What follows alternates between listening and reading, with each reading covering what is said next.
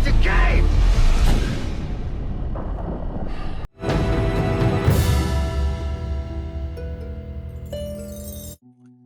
This is Brian with ScreenFiles.com and Trailer into Reaction Experimental. If you're not aware, there's going to be a third Tron movie, Tron Ares, and it takes place in the real world.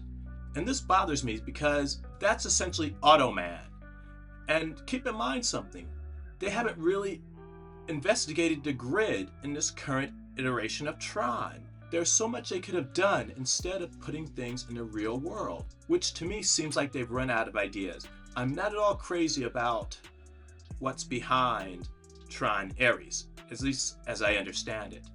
Then there's the fact that Wendy Carlos hasn't been brought back. If you recall, Wendy Carlos did the music for the first Tron, and I think it was incredible. Then Daft Punk did the music for Tron Legacy, and I think it was fine, though very evocative of Wendy Carlos. Why do imitation when you could go with the original? It would have been awesome for the third movie, likely to last, because the Tron movies have never been particularly profitable. They're clearly doing well enough that sequels are made, but they still aren't all that profitable.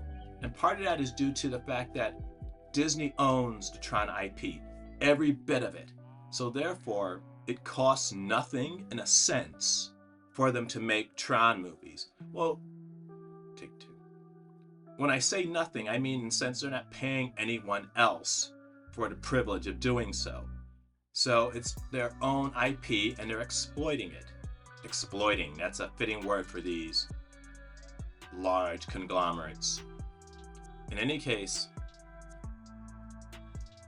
it makes sense, in a sense, for them to be doing a third Tron movie. Though, what kind of surprised me about Tron Legacy was that it was such a cold movie. Not that Steven Lisberger's original Tron wasn't cold, just in a slightly different way.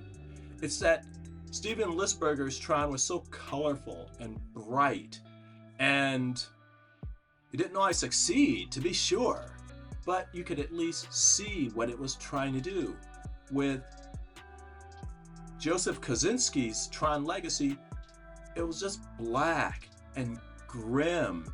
Now, I get the idea that the grid was mimicking the real world, and in fact, I like that aspect. But at the same time, it was just not colorful enough. It just leaned into drabness too often for me, and it kind of bugged me, to be totally honest.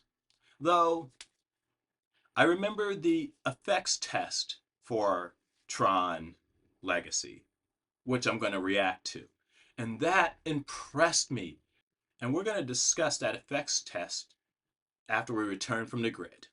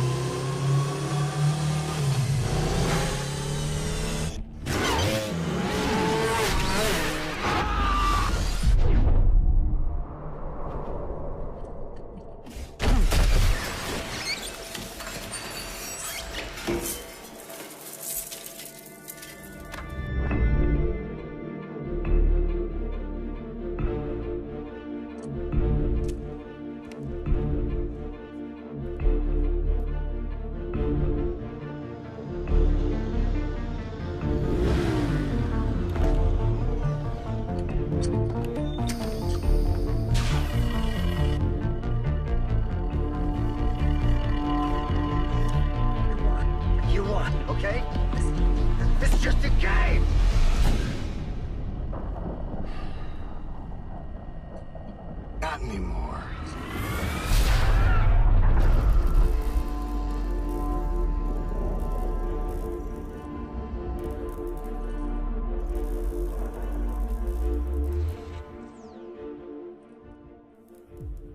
Well, that was the visual effects trailer for Tron Legacy, and it is glorious. But notice something about it.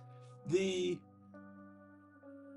special effects done to create a young Jeff Bridges in this trailer look better than they did in the actual movie. It's really strange. If you look at a clip from the movie, he looks just kind of flat and dull.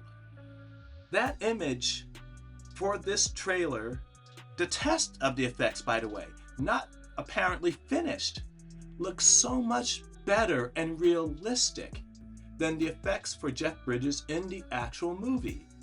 Very strange. It seemed to just hold so much promise with this trailer, with this effects test, I should say, that the actual movie didn't live up to. And I think part of the issue for me is that the effects trailer was so short, while the movie is movie length. And it didn't really visually offer anything more than this effects trailer showed us. Now, what do you think? This is Brian with ScreenFiles.com and Trailer to Reaction Experimental. Do you agree, disagree? Let me know down below. And as usual, consider a like, follow, or buy me a coffee. Peace.